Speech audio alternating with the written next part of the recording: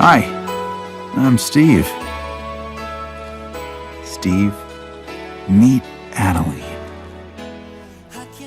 The music's a dead giveaway, part of a real-life romance in nature, courtesy of Disney's brand new nature documentary, Penguins. And joining us with a look at that and the other options this weekend at the box office, movie critic Mike Scott from NOLA.com, the Times-Picayune. Good morning. Happy to be here. What do you think?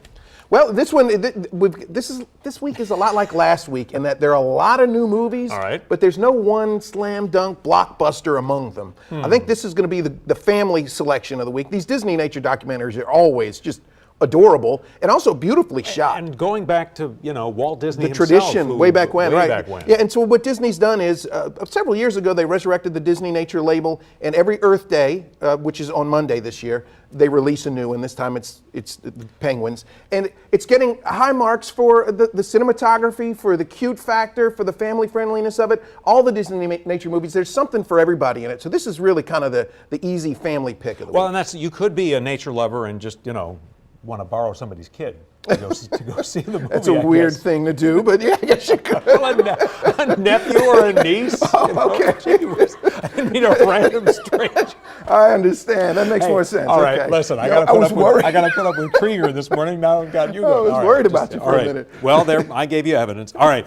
So, Amazing Grace is an interesting story about Aretha Franklin and a movie that's just kind of sat on ice for decades. Right, yeah, for 40-something years. It was shot in 1972 Los Angeles, a live concert at a church in Los Angeles for her Amazing Grace album, which to this day is her biggest selling album and the biggest selling live gospel album ever. While she was recording it there live in concert, Sidney Pollack filmed the whole thing on 16mm film.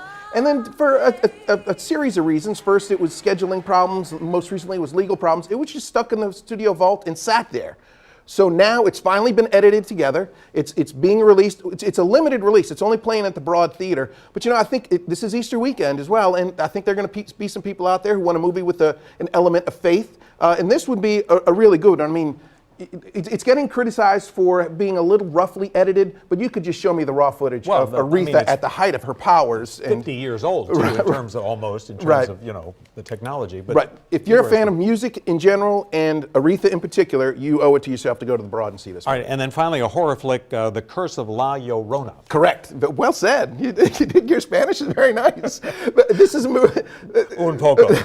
Gotcha. This is the latest installment in sort of the Conjuring universe. You got the Conjuring films, the Annabelle films, the Nun film, and then this is inspired by a Mexican folktale about a weeping spirit who wanders the land and borrows other people's children. And in this case, it's the children she focuses in on are the children of a single mom in 1972 Los Angeles who discovers the hard way that this folktale isn't quite as fictional as she previously believed it to be.